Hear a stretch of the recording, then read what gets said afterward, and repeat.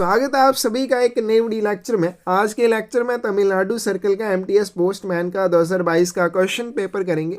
Department और GK के सभी क्वेश्चंस को कवर करेंगे। मैथ वाले पोर्शन के लिए आपको डिस्क्रिप्शन में लिंक मिल जाएगा। रेगुलर क्लासेस में आप हमारे साथ जुड़ना चाहते हैं किसी भी एग्जाम की तैयारी के लिए, पीए के लिए, पोस्टमैन या फिर एमटीएस के लिए, तो आप स्क्रीन पे दिए नंबर पे मैसेज करके हमारे साथ जुड़ सकते हैं। तो चलिए वीडियो शुरू करते हैं। फर्स्ट क्वेश्चन देखते हैं आज की वीडियो का। APY is available for any individual who has attained the age of Atal pension योजना जो है वो किस एज के व्यक्तियों के लिए उपलब्ध होगी? 18 to 45 years, 18 to 35 years, 18 to 40 years या फिर 18 to 50 ईयर्स। करेक्ट आंसर आपके पास क्या आएगा? अटल पेंशन योजना जो है अगर इसका कोई भी व्यक्ति लाभ उठाना चाहता है तो उसकी आयु जो 18 वर्ष से अधिक होनी चाहिए, लेकिन 40 वर्ष से कम होनी चाहिए। इसी ऑप्शन जो है करेक्ट आ जाएगी। और इसमें जो प्रीमियम दिया जाता है उसमें आप चूज कर सकते हैं कि आपको पेंशन कितनी चाहिए। तो पेंशन की रेंज जो है वो कितनी है? 1,000 रुपये से लेके 5,000 रुपये। ठीक है, 1,000, 2,000, 3,000, 4,000 या फिर 5,000 आप इसमें से चूज कर सकते हैं कि आपको कितनी पेंशन चाहिए। उसी के अकॉर्डिंग आपको प्रीमियम का भुगतान करना होता है। अगला क्वेश्चन चलते हैं। If you want to book a registered parcel weighing 3,420 grams through post office, but is the total amount to be paid as postage? यदि आप डाक घर के माध्यम से 3,420 ग्राम वजन का एक पंजीकृत पार्सल बुक करना चाहते हैं, डाक शुल्क के रूप में भुगतान की जाने वाली राशि क्या हो जाएगी? तो सबसे पहले क्योंकि ये रजिस्टर्ड पार्सल है और रजिस्ट्रेशन या पंजीकरण के लिए आपको 17 रुपीज़ का भुगतान करना पड़ता है। पार्सल के ऊपर अब जो चार्जेस लिए जाते हैं कैसे लिए जाएंगे? पहले 500 ग्राम्स के लिए आपसे लिए जाएंगे 19 रुपीज़, उसके बाद जितने भी 500 ग्राम्स आते जाएंगे उसके लिए आपको 16 रुपीज़ का भुगतान करना पड़ेगा। तो पहले 500 ग्राम के लिए आपको 19 रुपये। आगे उसके बाद और देखते हैं कितने डिनोमिनेशन बन जाएंगे। तो इसके आगे आपके पास कितने डिनोमिनेशन बनेंगे? 6 डिनोमिनेशन बन जाएंगे। ठीक है, तो कितने आ जाएंगे? 16 मल्टीप्लाई बाई 6, तो कितना आ जाएगा? 17। ठीक है, प्लस उसके बाद 19 और यहाँ पे 16 मल्टीप्लाई 6 कितने आ जाएंगे? 96। तो इसको हम ऐड कर लेते हैं। ठीक है, 9, 6, 15 और 15, 7, 22, 2 रह जाएंगे, 9, 2, 11 और 12 और ये कितने आ जाएंगे? 13 आ जाएंगे। 132 रुपये, यानी कि 3,420 ग्राम का अगर कोई भी आप पार्सल बुक करना चाहते हैं, पंजीकरण उसका करवाना चाहते हैं, तो उसके लिए आपको 132 रुपीज़ का भुगतान करना पड़ेगा। सेकंड की सही ऑप्शन आपके पास क्या आ जाएगी? डी आ जाएगी। Franking machine has, franking machine में क्या होता है? Value die, license die, both hand भी, या फिर इनमें से कोई भी नहीं। करेक्ट आंसर क्या आ जाएगा? जो भी फ्रैंकिंग मशीन होती है उसमें वैल्यू डाई और लाइसेंस डाई जो है वो दोनों होनी चाहिए, तभी उसकी शाप को मान्य किया जाएगा। क्या उसको तभी मान्य माना जाएगा अगर उसमें वैल्यू डाई और लाइसेंस डाई दोनों की शाप है। तो इसी ऑप्शन जो है करेक्ट आ जाएगी। अगला क्वेश्चन चलते हैं। PMA is used for, PMA की full form postman mobile application, बहुत ज़्यादा इंपॉर्टेंट है। Delivery of speed post and registered article. तो PMA का उपयोग जो है वो स्पीड पोस्ट और पंजीकृत वस्तुओं के वितरण के लिए किया जाता है। बिल्कुल सही है। Marking of location of letter boxes, letter boxes के स्थान का अंकन करने के लिए, मार्क करने के लिए यूज़ किए जाते हैं। अगला है आपके पास delivery of parcels and COD articles. Parcel और जो COD आर्टिकल्स होते हैं उनका वितरण करने के लिए इसका यूज़ किया जाता है। Delivery electronic money orders, electronic money orders के वितरण के लिए इसका यूज किया जाता है। तो फोर्थ की सही ऑप्शन क्या आ जाएगी आपके पास? फर्स्ट वाला पॉइंट बिल्कुल सही है, थर्ड वाला सही है और फोर्थ वाला भी सही है। तो कौन सी ऑप्शन से आ जाएगी आपके पास? सी ऑप्शन जो है सही आ जाएगी। और marking of location of letter boxes को इसके लिए किसका? अन्यथा का यूज किया जाता है। तो सी ऑप्शन जो है यहाँ पे करेक्ट हो जाएगी। नेक्स्ट क्वेश्चन आपके पास। Articles transmitted by post which has their own or on the cover thereof any pictorial representation of a person who is proclaimed offender or who has been convicted of an offence punishable under chapter 6 of the Indian Penal Code will be। डाक द्वारा भेजे गए लेख जिन पर या जिनके cover के ऊपर एक ऐसे व्यक्ति का चित्र में प्रतिनिधित्व है जो घोषित अपराधी हैं या फिर जिन्हें भारतीय दंड संहिता के अध्याय 6 के तहत दंडनीय अपराध में दोषी ठहराया जा चुका है, उन डाक वस्तुओं को क्या किया जाएगा? Return to sender forwarded to the destination, sent to RLO, या फिर forwarded to regional post master general. Correct answer क्या आ जाएगा? सी आ जाएगा। ऐसी वस्तुओं को पुनः प्रेषण केंद्र को भेजा जाता है। तो ये हम प्रोहिबिटेड आर्टिकल्स में करते भी हैं। टॉपिक है कि अगर मान लीजिए कोई भी ऐसी आप डाक वस्तु भेजते हैं जिसके ऊपर ऐसे किसी व्यक्ति का चित्र में प्रतिनिधित्व है जो कोई अपराधी है, ठीक है, या फिर भारतीय दंड संहिता के अध्याय 6 के तहत जिसे अपराधी ठहराया गया हो, तो ऐसी डाक वस्तुओं को डाक के माध्यम से पोस्ट नहीं किया जाएगा। और अगर पोस्ट कर दिया है गलती से और ट्रांसमिशन के दौरान उसके बारे में पता चलेगा तो उसे आरएलओ को भेजा जाएगा, पुनः प्रेषण केंद्र को भेजा जाएगा उसका निपटान करने के लिए। करेक्ट आंसर आपके पास क्या आ जाएगा? सी आ जाएगा। नेक्स्ट क्वेश्चन चलते हैं। Deendayal Sparsh Yojana, the scholarship scheme of philately by department of post is to award children in the category of Deendayal Sparsh Yojana. डाक विभाग द्वारा फ्लैटली की छात्रवृत्ति योजना किस श्रेणी के बच्चों को पुरस्कृत करने के लिए है? Standard 1st to 4th, standard 6th to 9th, या फिर छठी से लेके 11वीं तक 12वीं तक के बच्चों के लिए, या फिर 11वीं और 12वीं के बच्चों के लिए। करेक्ट आंसर आपके पास क्या आ जाएगा? तो दीनदयाल स्पर्श योजना क्या एक स्कॉलरशिप स्कीम है, छात्रवृत्ति इसमें दी जाती है 6ठी से 9वीं तक के बच्चों के लिए। करेक्ट आंसर आपके पास क्या आ जाएगा? बी आ जाएगा। और इसमें दी जाने वाली स्कॉलरशिप की बात करें, एक साल में 6,000 रुपये दिए जाते हैं स्कॉलरशिप के अंडर। और स्पर्श की full form scholarship for promotion of aptitude and research in stems as a hobby, बहुत ज़्यादा इंपॉर्टेंट है, बार बार पूछी जाती है। अगला क्वेश्चन चलते हैं। Consider the following statements, choose the correct option. निम्नलिखित कथनों पर विचार करें और सही कथन का चयन करें। Article posted as direct post will bear no address और name of on the communication. Direct post के तहत अगर कोई भी डाक वस्तु को पोस्ट किया जाता है तो उसके ऊपर कोई भी नाम या पता नहीं होता है। Minimum quantity of 1000 articles can be accepted as a direct post. Direct post के रूप में अगर आप आर्टिकल्स को पोस्ट करना चाहते हैं तो कम से कम 1000 लेखों को स्वीकार किया जाएगा। Only statement first is correct, only statement second is correct, both the statement first and second are correct, या फिर both the statements are incorrect. Correct answer आपके पास क्या आ जाएगा? सी आ जाएगा। दोनों ही कथन सही है। सबसे पहले हम बात करें डायरेक्ट पोस्ट की, ठीक है। डायरेक्ट पोस्ट जो है वो अनएड्रेस्ड घटक होता है किसका? डायरेक्ट मेल का, ठीक है। डायरेक्ट मेल अलग चीज है, डायरेक्ट पोस्ट अलग चीज है। तो जो डायरेक्ट मेल होती है उसमें अनएड्रेस्ड आर्टिकल्स भी होते हैं, उसमें एड्रेस्ड आर्टिकल्स भी होते हैं, और जो अनएड्रेस्ड आर्टिकल्स इसमें रहते हैं उसको कहते हैं डायरेक्ट पोस्ट। तो डायरेक्ट पोस्ट में जो आर्टिकल्स को पोस्ट किया जाएगा उसमें प्राप्तकर्ता का कोई भी नाम या पता नहीं रहेगा। और डायरेक्ट पोस्ट के तहत अगर आप आर्टिकल्स को पोस्ट करना चाहते हैं तो कम से कम 1000 लेखों को स्वीकार किया जाएगा। सी ऑप्शन जो है करेक्ट आंसर हो जाएगा। Consider the following statements about head post office, choose the correct option. प्रधान डाकघर के बारे में निम्नलिखित कथनों पर विचार करें और सही विकल्प का चुनाव करें। Head post office is the main office of accounts for itself. प्रधान डाकघर जो है वो स्वयं के लिए लेखा का मुख्य कार्यालय होता है, बिल्कुल सही है। It acts as the office of accounts for all the sub and branch post office within the group. या समूह के भीतर सभी उप और शाखा डाकघरों के लिए लेखा कार्यालय के रूप में कार्य करता है। तो only statement first is incorrect, second is incorrect, दोनों ही सही है या फिर दोनों ही गलत हैं। करेक्ट आंसर आपके पास क्या आ जाएगा? डी आ जाए, सॉरी, इसका सही आंसर आपके पास क्या आ जाएगा? सी आ जाएगा। दोनों ही स्टेटमेंट आपके पास क्या आ जाएंगी? सही आ जाएंगी। तो सबसे पहले यहाँ पे क्या बोला गया है कि हेड ऑफिस जो होता है वो स्वयं के लिए लेखा का मुख्य कार्यालय होता है। अब हेड ऑफिस की डेफिनेशन की बात करें तो हेड ऑफिस जो है डाक घरों के समूह का मुख्य कार्यालय होता है। इनके डाक घरों का एक समूह होता है और उस समूह का जो मुख्य कार्यालय होता है उसको क्या कहेंगे? उसको हम कहते हैं हेड ऑफिस। और हेड ऑफिस जो होता है उस समूह में आने वाले, क्योंकि ये स्वयं भी उस समूह में आता है और इसमें ब्रांच पोस्ट ऑफिस और उप डाकघर भी शामिल होते हैं, तो जितने भी उस समूह में डाकघर आते हैं स्वयं सहित उन सभी के लिए ये लेखा का मुख्य कार्यालय होता है। तो इसका सही आंसर आपके पास क्या आ जाएगा? डी आ जाएगा। कथन 1 और कथन 2 जो है वो दोनों ही सही हैं। नेक्स्ट क्वेश्चन चलते हैं। कंसीडर दी फॉलोइंग स्टेटमेंट्स, निम्नलिखित कथनों पर विचार करें। Centre for excellency in postal technology is located as Nazarbad. तो सबसे पहले बोला गया डाक प्रौद्योगिकी में उत्कृष्टता केंद्र जो है CEPT वो नजराबाद में स्थित है। सेकंड में बोला गया there are 6 postal training centres in India, Bharat में 6 डाक प्रशिक्षण केंद्र हैं। दोनों ही पॉइंट आपके पास क्या है, सही आ जाएंगे, तो इसका करेक्ट आंसर आपके पास ये हो जाएगा। ठीक है, तो सबसे पहले CEPT की बात करें, centre for excellence in postal technology, कहाँ पे स्थित है, मैसूर कर्नाटका, और कहाँ पे, कौन सी जगह पे, नजराबाद में स्थित है।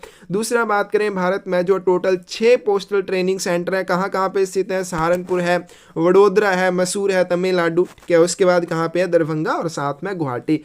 तो इन सभी को आपने ध्यान में रखना है, कौन सा किस स्टेट में है वो भी साथ में याद कर लेना है। तो 6 पोस्टल ट्रेनिंग सेंटर है, और CEPT centre for excellence in postal technology कहाँ पे स्थित है, नजराबाद, और कहाँ पे ये, मैसूर कर्नाटका में ये वाली जगह जो है वो स्थित है। तो करेक्ट आंसर आपके पास ये आ जाएगा। नेक्स्ट क्वेश्चन आपके पास, बड़ी सी name of postal training centre situated at Ghaziabad, Ghaziabad में स्थित डाक प्रशिक्षण केंद्र का क्या नाम है।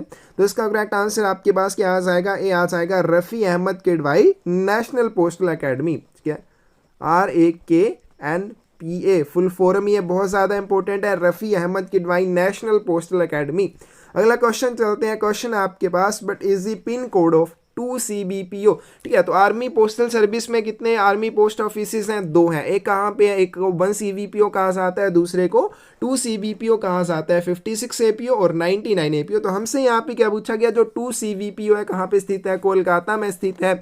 तो इसका जो पिन कोड है वो क्या आ जाएगा, करेक्ट आंसर इसका कौन सा आ जाएगा, B आ जाएगा, 900099। ठीक है, और 1 CBPO की बात करें, 900056 है, दोनों का याद रखें।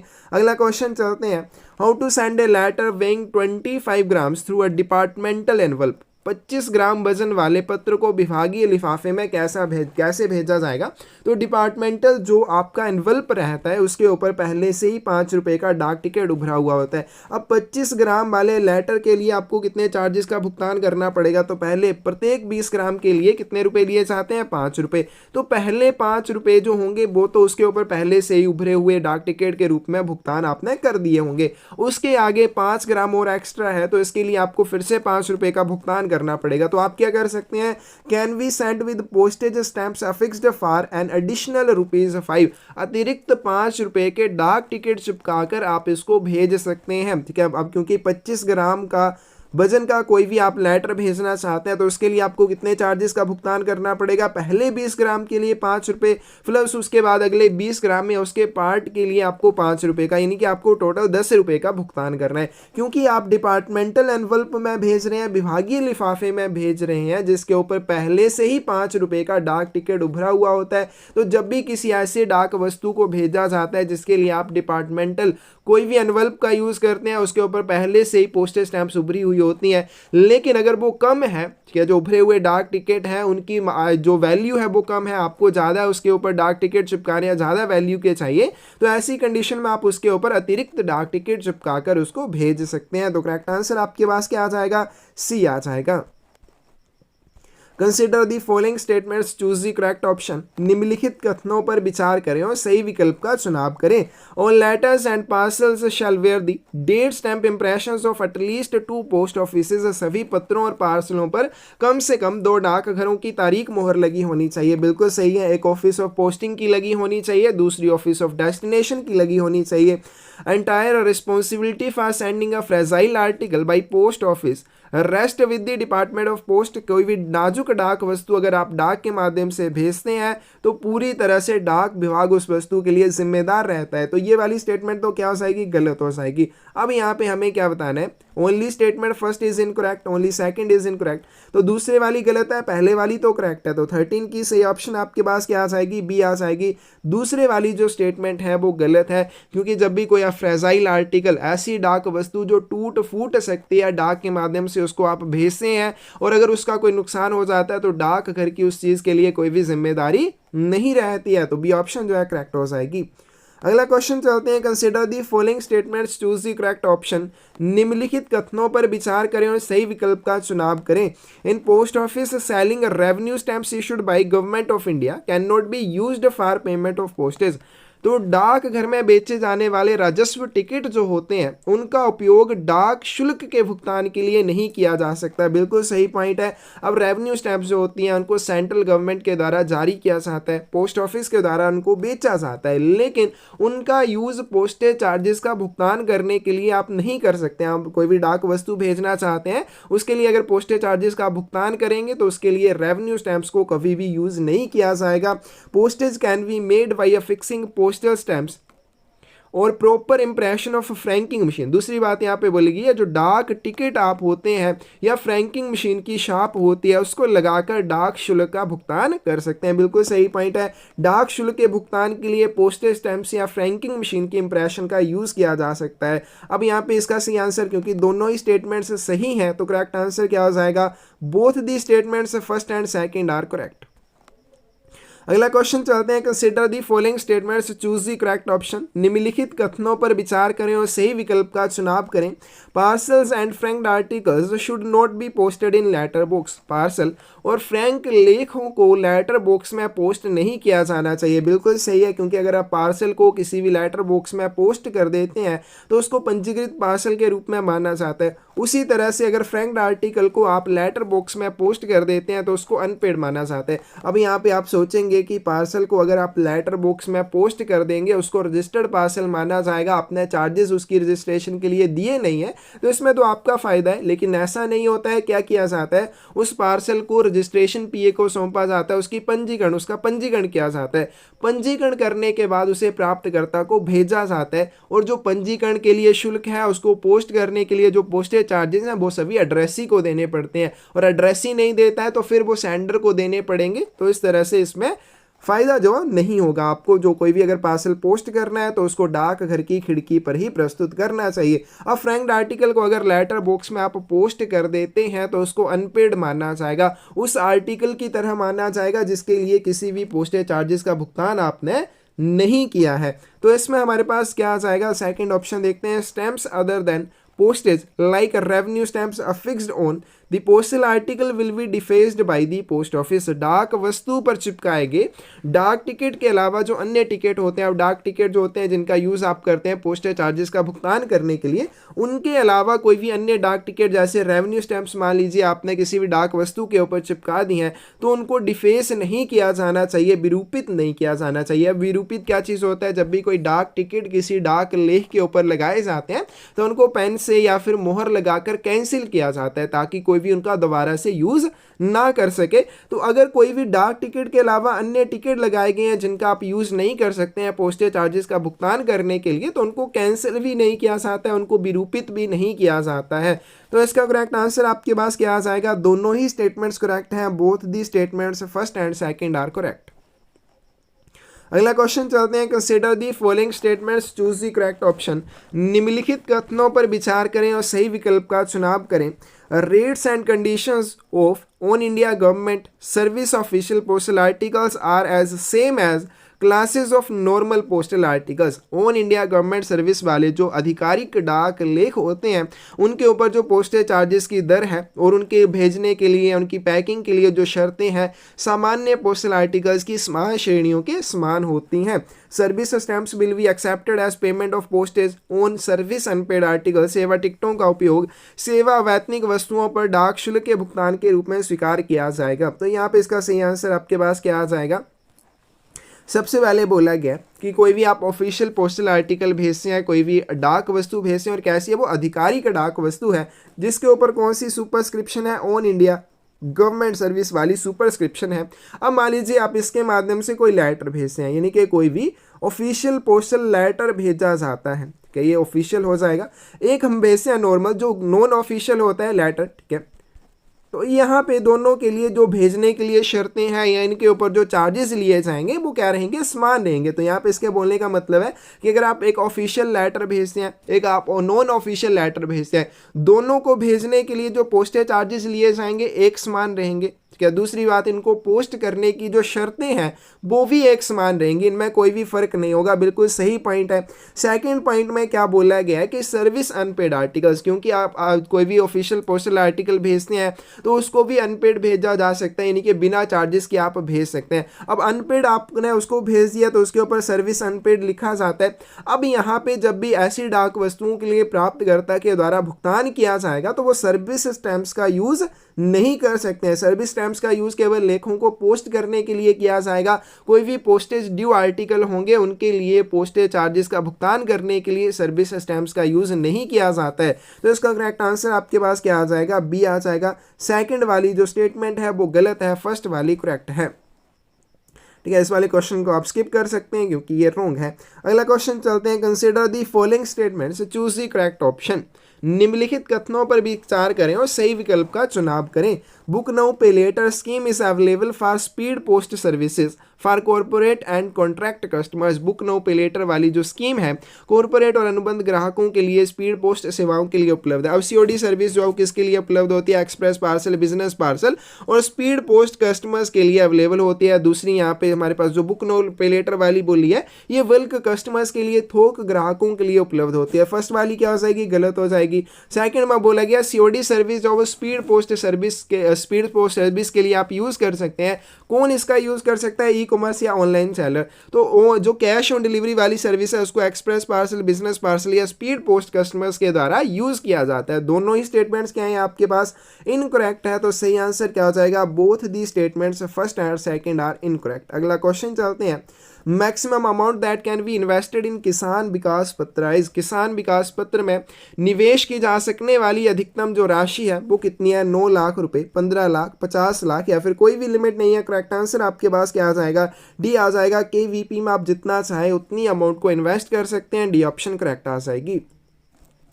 विच of the following is the Suvidha policy. निम्नलिखित में से कौन सी सुविधा पॉलिसी है, whole life assurance, endowment assurance, convertible whole life assurance या फिर anticipated endowment assurance. Correct answer आपके पास क्या आ जाएगा, सी आ जाएगा, कन्वर्टिबल होल लाइफ एश्योरेंस। तो बहुत बार वीडियोस में आपको मैंने इस चीज़ के बारे में बताया भी है कि सुविधा क्या क्या मतलब होता है, आपको कोई फैसिलिटी दी जा रही है। फैसिलिटी इसमें क्या है कि कन्वर्ट आप इसको कर सकते हैं, कन्वर्टिबल होल लाइफ एश्योरेंस को एंडोमेंट एश्योरेंस में। ठीक है, एंडोमेंट एश्योरेंस में आप इसको कन्वर्ट कर सकते हैं। तो ये क्या मिल गई आपको, एक सुविधा मिल गई कि आपने पहले convertible whole life assurance policy ली और बाद में उसको आप क्या कर सकते हैं, सुविधा पॉलिसी में कन्वर्ट कर सकते हैं। अगला क्वेश्चन चलते हैं। Public provident fund account can be extended for how many years after maturity. लोक भविष्य निधि खाते को मैच्योरिटी के बाद कितने साल के लिए बढ़ाया जा सकता है, 1 साल, 5 साल, 10 या फिर 15 साल। करेक्ट आंसर आपके पास क्या आ जाएगा, बी आ जाएगा। अब पीपीएफ का खाता जो है जब शुरुआत में खोला जाता है 15 साल की अवधि के लिए खोला जाएगा, यानी कि 15 साल के बाद ये मैच्योर होता है उस फाइनेंशियल ईयर को छोड़कर जिसमें आपने अकाउंट ओपन किया था। उसके बाद क्या, जिस फाइनेंशियल ईयर में आपने अकाउंट ओपन किया था उस फाइनेंशियल ईयर को छोड़कर आगे 15 साल देखे जाएंगे, तब जाके पीपीएफ का अकाउंट मैच्योर होगा।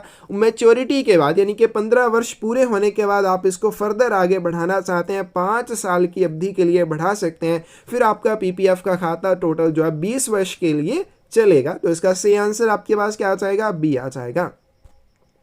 Consider the following statements about a trip performed by a set of a section traveling from one end of its beat to other. Choose the correct option.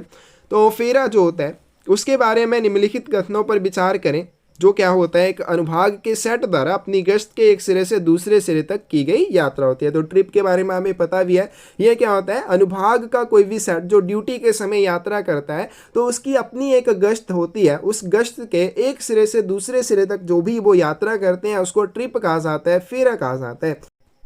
The trip from headquarter of the set to its out station is called in trip. सबसे पहले बोलेंगे set के मुख्यालय से उसके बाहरी station तक की यात्रा को इन ट्रिप कहा जाता है। The trip of the set towards its headquarter from its out station is called out trip. बाहरी स्टेशन से सेट के अपने मुख्यालय को या की गई यात्रा को आउट ट्रिप कहा जाएगा। दोनों ही गलत है। क्यों गलत है, जब भी कोई सेट अपने हेडक्वार्टर स्टेशन से किसी बाहरी स्टेशन के लिए यात्रा करेगा उसको हम आउट ट्रिप कहते हैं। जब भी वो आउट स्टेशन से से अपने हेडक्वार्टर के लिए आएगा तो उसको इन ट्रिप कहते हैं। तो दोनों ही पॉइंट आपके पास गलत दिए हुए हैं, तो 22 की से ऑप्शन क्या आ जाएगी, both the statements first and second are incorrect. अगला क्वेश्चन चलते हैं, a collection of faced unregistered articles of letter mail securely tied with the check slip at the top is called as. पत्र डाक की उन गैर रजिस्ट्री वस्तुओं का समूह जिसमें पते वाले भाग ऊपर की तरफ रखे जाते हैं और जिसे जांच पर्ची लगाकर अच्छी तरह से बांधा गया हो, उसे क्या कहा जाएगा, लेवल्ड बंडल कहेंगे, सॉर्टिंग बंडल, रजिस्टर्ड बंडल, या फिर इनमें से कोई भी नहीं। करेक्ट आंसर आपके पास क्या आ जाएगा, ए आ जाएगा। लेवल्ड बंडल की डेफिनेशन है, इसमें पत्र डाक की गैर रजिस्ट्री वस्तुएं होती हैं जिसमें पते वाले भाग जो ऊपर की तरफ रखे जाते हैं और जिन्हें जांच पर्ची लगाकर अच्छी तरह से बांधा जाता है। और जांच पर्ची का क्या उद्देश्य होता है, क्यों इसको बांधा जाता है, कौन सी चीजें इसमें शामिल रहती हैं, वो सभी आपको साथ में याद कर लेनी है। अगला क्वेश्चन चलते हैं, which of the following offices registered newspaper is accepted without any late fee. निम्नलिखित में से किस कार्यालय में पंजीकृत समाचार पत्र बिना किसी विलंब शुल्क के स्वीकार कर लिए जाते हैं, रविवार वाले दिन और पोस्ट ऑफिस हॉलीडेज वाले दिन। आरएमएस में, प्रेस सॉर्टिंग ऑफिस में, नाइट पोस्ट ऑफिस में, या फिर all of the above. Correct answer क्या आएगा, डी आ जाएगा। तो रजिस्टर्ड न्यूज़पेपर्स हैं या रजिस्टर्ड न्यूज़पेपर के जो पैकेट होते हैं, आप उनको रविवार वाले दिन या पोस्ट ऑफिस हॉलीडेज वाले दिन पोस्ट करना चाहते हैं तो बिना किसी विलंब शुल्क के इनको आरएमएस में, प्रेस सॉर्टिंग ऑफिस और नाइट पोस्ट ऑफिस में एक्सेप्ट किया जाएगा। डी ऑप्शन करेक्ट आ जाएगी। Which of the following offices convert address in regional language into English language? निम्नलिखित में से कौन से कार्यालय क्षेत्रीय भाषा में लिखे गए पतों को अंग्रेजी भाषा में परिवर्तित करते हैं? Office of exchange, foreign post office, RLO, या फिर ट्रांसक्रिप्शन सेंटर। 25 की सही ऑप्शन आपके पास क्या आ जाएगी, डी आ जाएगी। लिप्यंतरण केंद्र, ट्रांसक्रिप्शन सेंटर क्या करता है, अगर किसी भी आर्टिकल के ऊपर क्षेत्रीय भाषा में लिखा हुआ पता है तो उसको वो इंग्लिश में कन्वर्ट करते हैं, ट्रांसक्राइब करते हैं। डी ऑप्शन करेक्ट आ जाएगी। अगला क्वेश्चन चलते हैं, आरएलओ स्टैंड्स फॉर, आरएलओ की फुल फॉर्म क्या आ जाएगी, returned letter office, refused letter office, redirected letter office, या regional letter office. Correct answer क्या आ जाएगा, ए आ जाएगा। पुनः प्रेषण केंद्र, रिटर्न्ड लेटर ऑफिस इसे कहा जाता है। रिफ्यूज्ड आर्टिकल जो होते हैं, अनक्लेम्ड आर्टिकल जो होते हैं, बिना पते वाले, आधे अधूरे पते वाले या फिर अस्पष्ट पते वाले जो लेख होते हैं, उनका निपटान आरएलओ में किया जाता है। ऑप्शन करेक्ट आ जाएगी। अगला क्वेश्चन चलते हैं, which of the following are unusual bag. निम्नलिखित में से कौन सा असामान्य थैला है, special bag, camp bag, parcel bag, या फिर ऑल ऑफ दी अबव। तो अनयूजुअल बैग जो है ऐसे थैलों को कहा जाता है जिन्हें आवश्यकता होने पर बनाया जाता है। तो स्पेशल बैग, कैंप बैग और पार्सल बैग सभी अनयूजुअल बैग में आ जाएंगे क्योंकि इन सभी को तभी बनाया जाएगा जब इनको बनाने की आवश्यकता होती है। 27 की डी ऑप्शन जो है करेक्ट आ जाएगी। एक होते हैं ड्यू बैग जिनको डेली बेसिस के ऊपर या रेगुलर इंटरवल्स के ऊपर बनाया जाता है, जैसे अकाउंट बैग है, ट्रांजिट बैग है, बी ऑफिस बैग है। तो इन सभी को आपने डेली बनाना होता है, रजिस्टर्ड बैग उसमें शामिल होते हैं। ठीक है, तो डी ऑप्शन जो है यहाँ पे करेक्ट आ जाएगी। Which of the following are first class articles. निम्नलिखित में से कौन से प्रथम श्रेणी की डाक में शामिल हैं, letters, letter card, post card, या all of the above. Correct answer क्या आ जाएगा आपके पास, 28 का डी आ जाएगा। ये सभी प्रथम श्रेणी की डाक में शामिल हैं। अगला क्वेश्चन चलते हैं, match column 1 with column 2। Column 1 को कॉलम 2 से सुमेलित कीजिए। कॉलम 1 में दे रखा है rules governing refusal of articles. लेखों के इनकार को नियंत्रित करने वाला जो नियम है, यानी कि लेखों को अगर लेने से आप इनकार करते हैं तो क्या किया जाता है, इस चीज़ के बारे में किसमें बताया गया, क्लोज नंबर 50 में दिया हुआ है। ठीक है, पीओ गाइड बन के क्लोज नंबर 50 में इस चीज़ के बारे में बताया गया। आगे चलते हैं, रूल गवर्निंग पैकिंग। अगर पैकिंग की बात करें, पैकिंग के लिए कौन सा रूल आ जाएगा आपके पास, तो इसका सही आंसर आपके पास आएगा 15 के पीओ गाइड पार्ट 1 का क्लोज नंबर 15। इसमें क्या दे रखा है कि लेखों को किस तरह से पैक किया जाना चाहिए।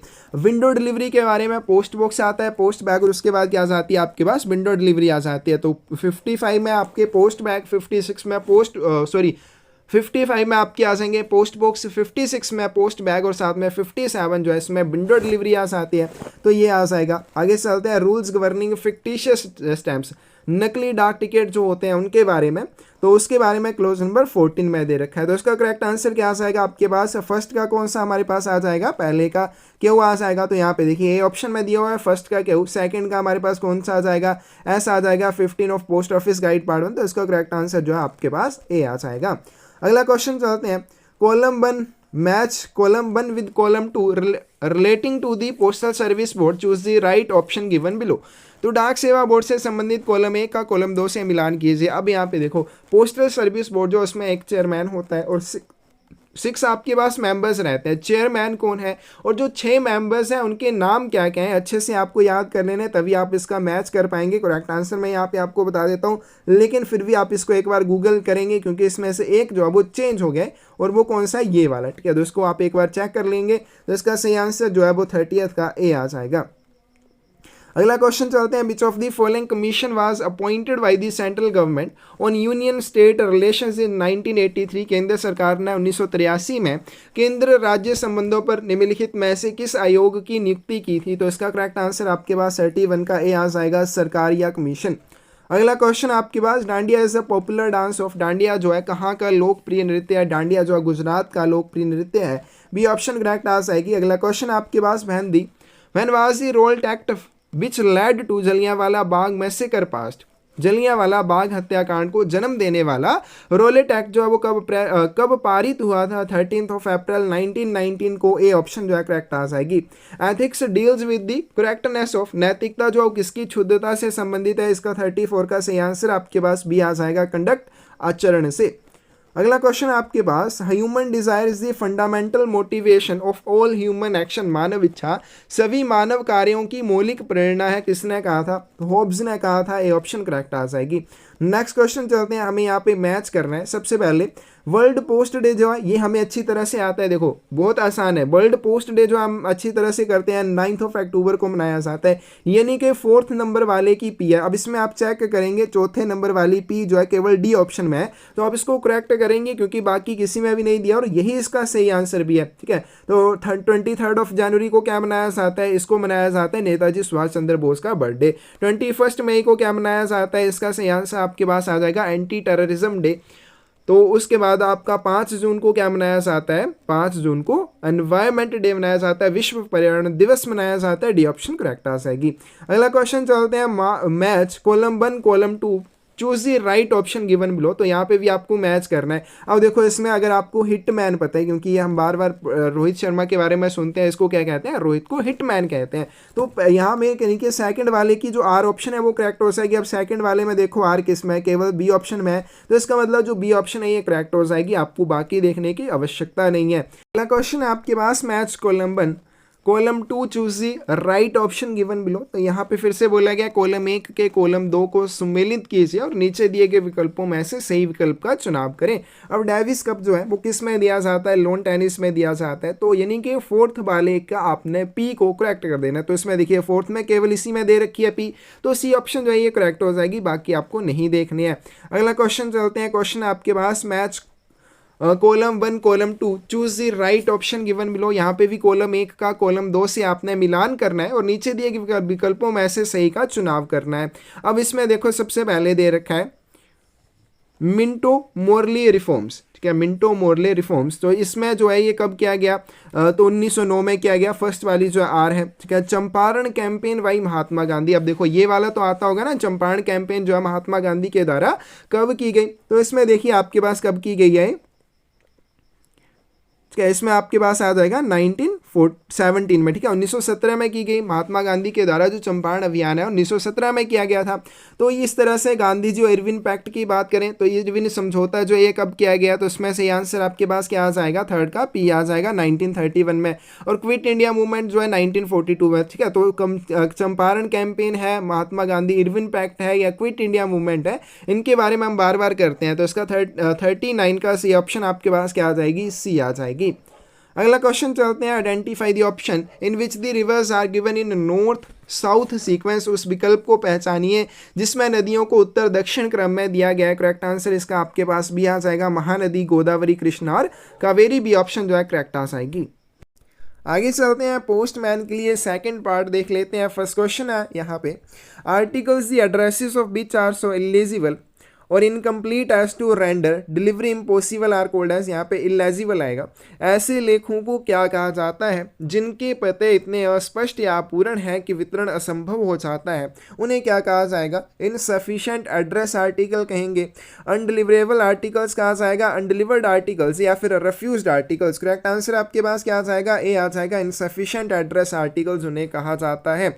नेक्स्ट क्वेश्चन देखते हैं। क्वेश्चन आपके पास, electronic money order payable to a person who is not permanent resident within the jurisdiction of office of payment, ऐसे व्यक्ति को दे इलेक्ट्रॉनिक मनी ऑर्डर जो भुगतान के कार्यालय के क्षेत्राधिकार के भीतर स्थायी निवासी नहीं है, तो उसको इलेक्ट्रॉनिक मनी ऑर्डर का भुगतान कैसे किया जाएगा। अब मान लीजिए कोई भी इलेक्ट्रॉनिक मनी ऑर्डर भेजा जाता है किसी ऐसे व्यक्ति के लिए जो इलेक्ट्रॉनिक मनी ऑर्डर जहां से भुगतान किया जाना है उस कार्यालय के क्षेत्राधिकार के भीतर स्थायी रूप से नहीं रहता है, मतलब वो कहीं और रहता है, कभी कभार वहां पे आता है, तो उसको इलेक्ट्रॉनिक मनी ऑर्डर का भुगतान कैसे किया जाएगा। तो इलेक्ट्रॉनिक मनी ऑर्डर में प्राप्तकर्ता के रूप में जो भी व्यक्ति चिन्हित होगा उसको संतोषजनक प्रमाण देना होगा कि मैं वही व्यक्ति हूं जिसके बारे में इलेक्ट्रॉनिक मनी ऑर्डर में जिक्र किया गया है, तभी उसको उसका वितरण किया जाएगा। तो करेक्ट आंसर इसका डी आ जाएगा। Payment can be made in the normal course on satisfactory proof of identity of the person in the electronic money order। Electronic money order में व्यक्ति की पहचान के संतोषजनक प्रमाण पर सामान्य तरीके से उसका भुगतान किया जा सकता है। डी ऑप्शन करेक्ट आ जाएगी। अगला क्वेश्चन चलते हैं। Persons changing their address should furnish written instructions regarding the disposal of postal articles received to their address। अपना पता बदलने वाले व्यक्तियों को अपने पते पर प्राप्त डाक वस्तुओं के निपटान के संबंध में लिखित निर्देश जो वो कहाँ पे प्रस्तुत करने चाहिए। तो कोई भी व्यक्ति जो अपना जब निवास स्थान परिवर्तित करेगा तो उसको क्या करना चाहिए, दो स्थानों के डाकघरों को। कौन से दो स्थान, एक तो वो जहाँ से जगह को छोड़कर जाएगा, जिस स्थान को वो छोड़ के जाएगा, और दूसरा वो नए जिस स्थान पे जाएगा, तो उन दोनों स्थानों के डाकघरों को उसे अपने बदले हुए पते के बारे में बताना चाहिए ताकि उसके पुराने पते के ऊपर जो भी लेख आए वो उसके नए पते पर भेजे जा सके। और नए डाकघर में अगर उसने बताया होगा कि मैं इस जगह पे शिफ्ट होने जा रहा हूं तो अभी तो उसको वहां पे उसका वितरण किया जा सकेगा। तो करेक्ट आंसर इसका क्या आ जाएगा, to both post offices from which they are living and to which they are going. उन दोनों स्थानों के डाकघरों को, एक जहां से वे जा रहे हैं और दूसरा जहां पर वो जाएंगे, तो उन दोनों स्थानों के डाकघरों को वो निर्देश देंगे। सी ऑप्शन करेक्ट आ जाएगी। Registered article addressed to a deceased person shall be treated as. एक मृत व्यक्ति को संबोधित पंजीकृत लेख को किस रूप में माना जाता है, रिफ्यूज्ड माना जाएगा, अनक्लेम्ड माना जाएगा, एड्रेसी एब्सेंट, या फिर इनमें से कोई भी नहीं। करेक्ट आंसर आपके पास भी आ जाएगा। क्या कोई भी रजिस्टर्ड आर्टिकल जिसे ऐसे व्यक्ति को भेजा जाता है जिसकी मृत्यु हो चुकी है, तो ऐसी कंडीशन में उस डाक वस्तु को क्या माना जाएगा, अनक्लेम्ड माना जाएगा, लावारिस माना जाएगा। नेक्स्ट क्वेश्चन चलते हैं। Postal article can B redirected by. एक डाक लेख को किसके द्वारा पुनः निर्देशित किया जा सकता है, any RMS office through which it passes. कोई भी आरएमएस कार्यालय जिससे होकर यह गुजरता है, any post office through which it is passes, या फिर the post office to which it is addressed, या फिर all of the above. Correct answer आपके पास सी आ जाएगा। ठीक है, कोई भी डाक वस्तु है उसका पुनर्निर्देशन उस डाक घर के द्वारा किया जाएगा जिसके लिए इसे संबोधित किया गया हो। सी ऑप्शन करेक्ट आ जाएगी। who may be required to take out for delivery articles that have been returned by other postmen as unclaimed or refused, and to take up the work of any postman who may be temporarily absent। अन्य डाकियों द्वारा लावारिस या अस्वीकृत के रूप में लौटाए गए लेखों को वितरण के लिए बाहर कौन ले जाता है, या फिर अस्थायी रूप से कोई भी अनुपस्थित है डाकिया तो उसकी जगह पे काम कौन करेगा। ऑप्शन है आपके पास, other beat postman, head postman के द्वारा किया जाएगा, सॉर्टिंग पोस्टमैन के द्वारा, या फिर मल्टीटास्किंग स्टाफ के द्वारा। करेक्ट आंसर आपके पास क्या आ जाएगा, बी आ जाएगा, प्रधान डाकिये के द्वारा किया जाता है। अब जब भी डाकियों को वितरण के लिए लेख दिए जाते हैं और उन डाकियों के द्वारा जितने भी लेखों को वापिस लाया जाता है, कैसे वापिस लाया जाता है, अनक्लेम्ड के रूप में, लावारिस के रूप में, या फिर रिफ्यूज्ड के रूप में कि प्राप्तकर्ता ने इसको लेने से इनकार कर दिया। ऐसे लेखों को फिर से प्रधान डाकिया एक बार वितरण के लिए बाहर लेके जाता है और हो सकता है तो उनका वो वितरण करके आएगा। तो इस तरह से प्रधान डाकिये को करना पड़ता है। दूसरी बात, अगर कोई भी डाकिया एब्सेंट हो जाता है तो उसकी जगह पे काम भी करना पड़ेगा प्रधान डाकिये को। बी ऑप्शन करेक्ट आ जाएगी। इन विच फोरम दी पोस्टमैन बुक मेंटेन्ड। डाकिया पुस्तक का रख रखाव किस प्रपत्र में किया जाता है, M53, MS27, RP57 या फिर ACG2। करेक्ट आंसर क्या आ जाएगा, तो डाकिये की पुस्तक पोस्टमैन्स बुक जो MS27 के ऊपर बनाई जाती है। बी ऑप्शन करेक्ट हो जाएगी। नेक्स्ट क्वेश्चन चलते हैं। Who may permit the transfer of articles specially of articles brought back undelivered from one postman to another. वितरित वापस लाए गए डाक लेखों को एक डाकिया से दूसरे डाकिया को हस्तांतरित करने की अनुमति कौन दे सकता है? Post master, public relations inspector, delivery assistant या फिर सॉर्टिंग पोस्टमैन। करेक्ट आंसर क्या आ जाएगा आपके पास? सी आ जाएगा। तो जब भी कोई डाकिया क्या करता है, अपनी गश्त में डाक वस्तुओं का वितरण करने के लिए जाता है, लेकिन उसको वहाँ पे पता चलता है कि जिस डाक वस्तु का वितरण वो करने जा रहा है उस डाक वस्तु का प्राप्त करता है किसी दूसरे डाकिये की गश्त के भीतर रहता है। तो डाकिया क्या करता है, उस डाक वस्तु के ऊपर जो उसका नया पता है प्राप्तकर्ता का, उसको नोट करता है। नोट करने के बाद फिर से वापस उसको डाक घर में लेके आता है, लेकिन वो दूसरे डाकिये को डायरेक्ट नहीं दे सकता, उसके लिए उसे वितरण सहायक की परमिशन चाहिए होगी। तो वितरण सहायक जो होगा उसकी अनुमति के बाद उस डाक लेख को दूसरे डाकिये को सौंपा जाएगा जिसकी गश्त के भीतर में प्राप्तकर्ता अब रहता है। सी ऑप्शन जो है करेक्ट हो जाएगी। अगला क्वेश्चन चलते हैं। It is the postman's duty to carefully examine every article made over to him for delivery and to bring at once to the notice of whom any article that is open or damaged or that bears the appearance of having been tampered with। Postman का ये कर्तव्य है कि वह delivery के लिए उसे सौंपी गई प्रत्येक वस्तु की सावधानी पूर्वक जांच करेगा और किसी भी वस्तु को तुरंत किसके ध्यान में लाएगा जो खुली हुई है या क्षतिग्रस्त स्थिति में है या जिसके साथ छेड़छाड़ की गई प्रतीत होती है। ऑप्शन है आपके पास sub divisional inspector, public relation inspector, delivery assistant या फिर पोस्ट मास्टर। करेक्ट आंसर आपके पास क्या आ जाएगा?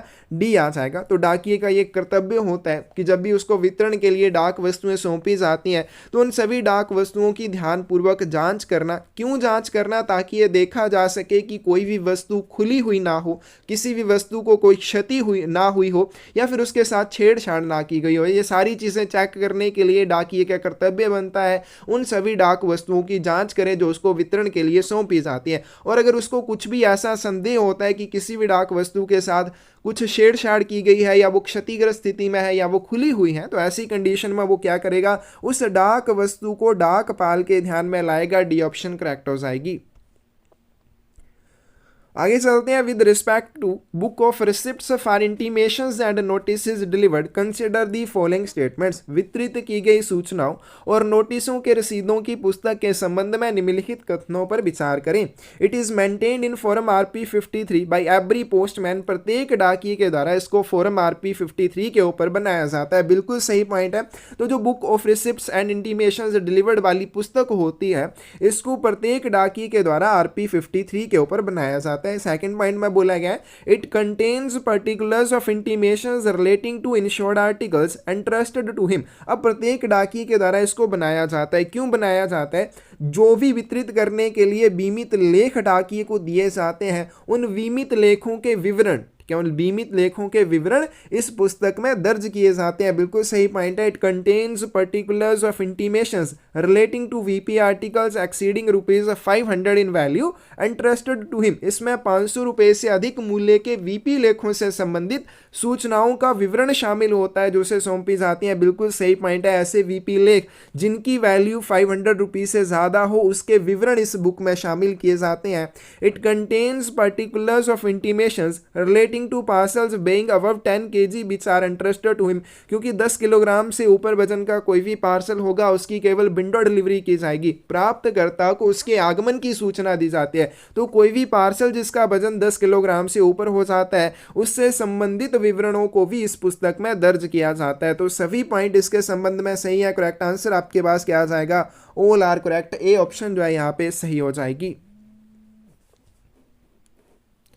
आगे चलते हैं। क्वेश्चन आपके पास while on duty postman are prohibited from distributing which of the following on behalf of the members of the public. Duty पर रहते हुए, यानी कि डाकिया जब ड्यूटी पर होगा तो डाकिये को जनता के सदस्यों की ओर से कौन कौन सी चीज़ों का वितरण करने की मनाही होती है। ऑप्शन है आपके पास एडवर्टाइजमेंट्स, हैंडबिल्स, ट्रेड सर्कुलर्स या फिर notices of any description. Correct answer क्या आ जाएगा? अब जब भी डाकिया ड्यूटी पर होता है तो उसको कोई भी गवर्नमेंट की तरफ से ऐसी चीज़ें वितरित करने के लिए आएंगी तो वो करेगा, लेकिन लोगों से प्राप्त हुई इस तरह की किसी भी वस्तु का वितरण करने से उसको मना किया जाता है। तो इसका करेक्ट आंसर आपके पास क्या आ जाएगा? सी आ जाएगा। इन सभी का वितरण जो वो जनता के सदस्यों की ओर से वो नहीं कर सकता है। कोई भी विज्ञापन, कोई भी हैंडबिल, कोई भी व्यापार परिपत्र या फिर किसी भी तरह के विवरण की सूचनाएं। तो करेक्ट आंसर आपके पास सी आ जाएगा। आगे चलते हैं। If unnecessary delay occurs in payment by the addressee of the charges recoverable on an article, as in the case of a VP article, the postman is authorized to take which of the following action?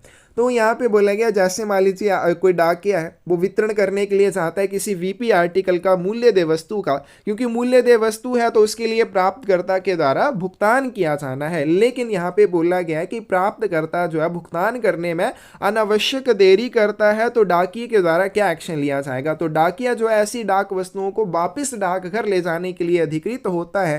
Correct answer आपके पास क्या आ जाएगा? यहाँ पे D आ जाएगा। He is authorized to take the article back to the post office. ऐसी डाक वस्तु को वापस डाकघर ले जाने के लिए अधिकृत होते हैं। अब जैसे कोई कस्टम ड्यूटी वाले आर्टिकल्स होते हैं, उनके ऊपर जो कस्टम ड्यूटी रिकवर की जानी है, मान लीजिए प्राप्तकर्ता उसको देने में अनावश्यक देरी करता है, बिना वजह से देरी करता है, तो ऐसी कंडीशन में डाकिया क्या करेगा? उस डाक वस्तु को वापस डाकघर में ले जाएगा। डी ऑप्शन करेक्ट हो जाएगी। नेक्स्ट क्वेश्चन आपके पास, with respect to delivery of an insured article addressed to a minor which of the following is not correct. एक अवयस्क को संबोधित एक बीमित वस्तु के वितरण के संबंध में निम्नलिखित में से कौन सा सत्य नहीं है? ठीक है, इसको सही कर लेने, कौन सा करेक्ट आ जाएगा यहाँ पे, कौन सा सही है? तो इसका सही आंसर आपके पास डी आएगा। तो देखिए, जब भी कोई बीमित वस्तु किसी भी माइनर को भेजी जाती है तो उसका वितरण हमेशा माइनर को ही किया जाएगा। लेकिन कैसे किया जाएगा? क्योंकि इंश्योर्ड आर्टिकल है तो इसके लिए रिसिप्ट के ऊपर भी और एक्नॉलेजमेंट भी इसके साथ होती है, तो एक्नॉलेजमेंट के ऊपर भी माइनर के हस्ताक्षर लिए जाएंगे या उसके अंगूठे का निशान लिया जाएगा।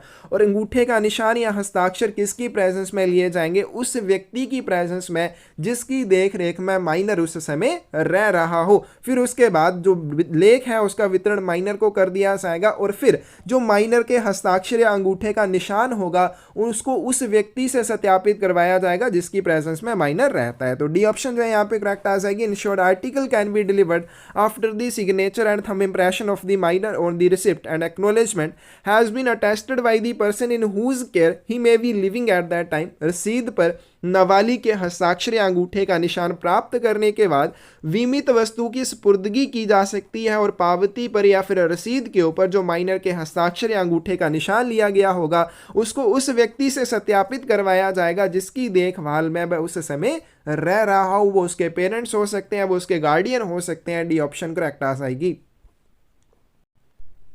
In case of a village postman making payment of a money order to an illiterate person, the signature of which of the following persons should be taken on the money order in attestation of the payment? एक ग्रामीण डाकिया द्वारा एक निरक्षर व्यक्ति को धनादेश का भुगतान करने के मामले में निम्नलिखित में से किस व्यक्ति के हस्ताक्षर धनादेश पर भुगतान के साक्ष्य या साक्षी के रूप में लिए जाने चाहिए? करेक्ट आंसर इसका सी आ जाएगा।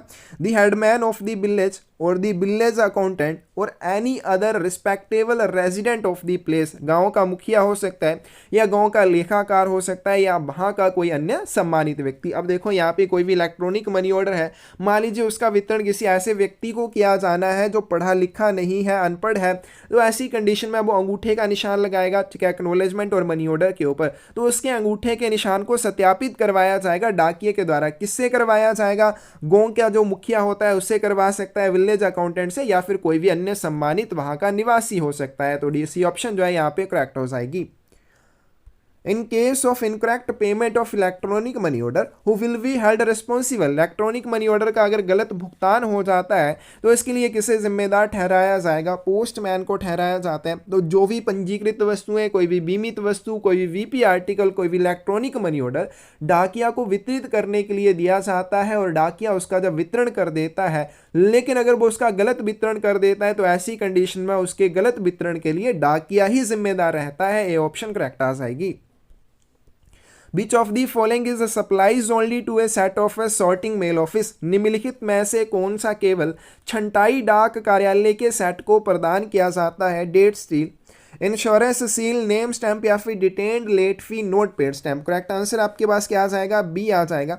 ठीक है, तो जितने भी डाक कार्यालय होते हैं, छंटाई डाक कार्यालय, उनके प्रत्येक सेट को ये सारी मोहरें और सीलें तो दी जाती हैं, साथ में इनको इंश्योरेंस सील भी दी जाती है जो बाकी सेटों को नहीं दी जाती, जो अनुभागों के होते हैं। तो बी ऑप्शन जो है यहाँ पे करेक्ट आ जाएगी। नेक्स्ट क्वेश्चन चलते हैं, who issues the stationery rate list in the division. मंडल में जो स्टेशनरी दर सूची होती है किसके द्वारा जारी की जाती है, chief post master general, post master general, superintendent या फिर head record officer. Correct answer आपके पास ये आ जाएगा, सुपरिटेंडेंट के द्वारा जारी की जाती है। स्टेशनरी रेट लिस्ट होती क्या है, तो मंडल में जितने भी अनुभाग होते हैं या डाक कार्यालय होते हैं, उनके प्रत्येक सेट को कितनी मात्रा में या कितनी संख्या में स्टेशनरी के जो लेख होते हैं वो दिए जाने, ये सारी चीज़ें स्टेशनरी रेट लिस्ट में होती हैं। और इसको कौन जारी करता है, सुपरिटेंडेंट के द्वारा किया जाता है। सी ऑप्शन करेक्ट आ जाएगी। In which forum the head sorting assistant is required to submit a daily report to the superintendent through the record officer। किस प्रपत्र पर प्रधान छंटाई सहायक द्वारा अभिलेख अधिकारी के माध्यम से अधीक्षक को दैनिक रिपोर्ट जो वो प्रस्तुत की जाती है, MSAT, MSAT1, MSAT2 या फिर MSAT3। करेक्ट आंसर आपके पास क्या आ जाएगा, डी आ जाएगा, MSAT3। ठीक है, जो दैनिक रिपोर्ट होती है प्रधान छंटाई सहायक के द्वारा किसको सबमिट की जाती है, सुपरिटेंडेंट को सबमिट की जाती है। और कैसे की जाती है, रिकॉर्ड ऑफिसर के माध्यम से। कौन से प्रपत्र के ऊपर इसको बनाया जाता है, MSAT3 के ऊपर इसको बनाया जाता है। और इसमें जो लिखा जाता है, इसको कहाँ से लिखा जाता है, प्रधान छंटाई सहायक के द्वारा जो सेट की रफ नोटबुक्स होती हैं वहां से लिखा जाता है। डी ऑप्शन जो है करेक्ट आ जाएगी। The mail abstract in forum M42 is divided in which two parts। forum M42 में मेल सार को किन दो भागों में बांटा गया है, mails and bags, letters and mails, bags and letters, या फिर इनमें से कोई भी नहीं। करेक्ट आंसर आपके पास क्या आ जाएगा, ए आ जाएगा। जो डाक सार होता है, मेल एब्स्ट्रैक्ट जो होता है, इसको दो भागों में बांटा गया। दो भाग कौन कौन से आ जाएंगे, एक आ जाएगा मेल्स, दूसरा आ जाएगा बैग्स। अब एक चीज़ ध्यान में रखनी है, M42 यहाँ पे दिया गया है और M42 जो है किसके लिए बनाया जाता है, मेल एब्स्ट्रैक्ट। इसके लिए सेक्शन जो होते हैं, अनुभाग जो होते हैं, उनके लिए जो मेल एब्स्ट्रैक्ट बनाया जाता है M42 के ऊपर बनाया जाता है। और जो मेल ऑफिस होते हैं, डाक कार्यालय होते हैं, उनके लिए मेल एब्स्ट्रैक्ट M43 के ऊपर बनाया जाता है। ठीक है, चाहे M42 के ऊपर बने चाहे M43 के ऊपर बने, दोनों को ही दो भागों में विभाजित किया जाता है, एक मेल्स, एक होते हैं बैग्स। फिर आगे फर्दर इनको डिवाइड किया जाता है, एक साइड में रिसिप्ट्स आ जाती हैं, दूसरी साइड में डिस्पैचेस आ जाती हैं। तो इस तरह से सारी चीज़ें आपको याद कर लेनी है। अगला क्वेश्चन चलते हैं, which of the following irregularities and occurrences are mentioned in the daily report. दैनिक रिपोर्ट में निम्नलिखित में से किन अनियमितताओं और घटनाओं का उल्लेख किया जाना चाहिए, रिसिप्ट और डिस्पैच ऑफ स्पेशल बैग्स, विशेष थैलों की प्राप्ति या प्रेषण, non receipt of a due mail bag और बैग्स, देय मेल बैग या बैगों की गैर प्राप्ति, receipt of a bag in damaged condition और शोइंग साइन ऑफ टेम्परिंग, या फिर illness of an official while on duty, duty पर के दौरान अगर कोई भी अधिकारी बीमार हो जाता है उस चीज़ के बारे में। करेक्ट आंसर 20th का आपके पास डी आ जाएगा। ये सभी चीज़ें इसमें शामिल रहती हैं। अगला क्वेश्चन चलते हैं, postal stamps that are held in each mail office will at the first instance be supplied by which of the following offices. प्रत्येक डाक कार्यालय में रखे गए डाक टिकटों की आपूर्ति सबसे पहले निम्नलिखित में से किस कार्यालय द्वारा की जाती है। तो 21 की सी ऑप्शन आपके पास दी आ जाएगी, सर्कल स्टैंप डिपो के द्वारा की जाती है।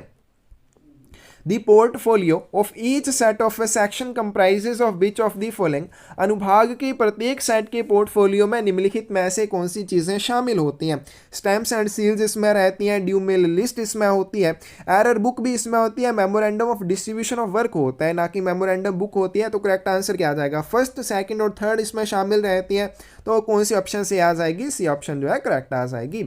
अगला क्वेश्चन चलते हैं, to which of the following officials of a section is a hand bag not supplied. के अनुभाग के किस अधिकारी को हैंड बैग की आपूर्ति नहीं की जाती है, head sorting assistant, mail guard या फिर वैन अटेंडेंट। करेक्ट आंसर क्या आ जाएगा, ए आ जाएगा। प्रधान छंटाई सहायक जो होता है उसको हैंड बैग की आपूर्ति नहीं की जाती। आउट ऑफ सिलेबस ये क्वेश्चन तो है लेकिन पीए वालों के लिए नहीं है। ठीक है, इसमें कैसे रोल ऑफ बेडिंग है, ये जो हैंड बैग होता है इसका साइज पूछा जा सकता है, किन अधिकारियों को दिया जाता है और इसको कहाँ पे रखना चाहिए, जहाँ पे काम करते हैं वहाँ से इसको दूर रखा जाता है, बैन में कहाँ पे रखा जाएगा, वो सारी चीज़ें। आगे चलते हैं, क्वेश्चन देखते हैं। When an official on duty in a mail van is attacked with any serious illness, the mail agent और mail guard should immediately report the matter to which of the following officials. जब mail van में ड्यूटी पर तैनात किसी अधिकारी पर किसी गंभीर बीमारी का हमला हो जाता है तो मेल एजेंट या मेल गार्ड को तत्काल मामले की सूचना निम्नलिखित में से किस अधिकारी को दी जानी चाहिए? Sorting assistant, head sorting assistant, record officer या सुपरिटेंडेंट। करेक्ट आंसर क्या आ जाएगा? डी आ जाएगा। तो सबसे पहले तो वो क्या करेगा, जो ट्रेन का गार्ड होता है उसको बताएगा और साथ में सुपरिटेंडेंट को भी इस चीज़ के बारे में सूचित किया जाएगा। और लास्ट क्वेश्चन है आज की वीडियो का, the due mail list of a section contains which of the following details. किसी अनुभाग की देयमेल सूची में निम्नलिखित में से कौन से विवरण शामिल होते हैं? Hours at which mails are received, घंटे जिसके दौरान डाक प्राप्त होती है। सेकंड आपके पास hours at which mails are dispatched, घंटे जिसके दौरान डाक प्रेषित की जाती है। Details of the mails and in what cases they will be enclosed in transit bags, डाक का विवरण और किन मामलों में उन्हें ट्रांजिट बैग में या पारवन थैलों में रखा जाएगा। ये सारी चीज़ें इसमें शामिल रहती हैं। 25 की सही ऑप्शन आपके पास क्या आ जाएगी? सी आ जाएगी। ये सारी चीज़ें किसी भी अनुभाग की देय डाक सूची में शामिल रहती हैं। तो ये था आपके पास आज की वीडियो का क्वेश्चन पेपर। कौन सा क्वेश्चन पेपर था ये? तमिलनाडु सर्कल का। ठीक है, तो बहुत लंबा सा क्वेश्चन पेपर पूछा गया लेकिन बहुत आसान क्वेश्चन पूछे गए। आपने अच्छे से पढ़े हैं, आपको कहीं भी दिक्कत नहीं आएगी। तो अगर किसी भी क्वेश्चन का आंसर आपको गलत लगा हो या फिर उसमें कोई डाउट हो, कमेंट सेक्शन में आप ज़रूर उस चीज़ के बारे में पूछ सकते हैं या बता सकते हैं। और रेगुलर क्लासेस में हमारे साथ जुड़ना चाहते हैं, स्क्रीन पे दिए हुए नंबर पे मैसेज करके जुड़ सकते हैं। धन्यवाद।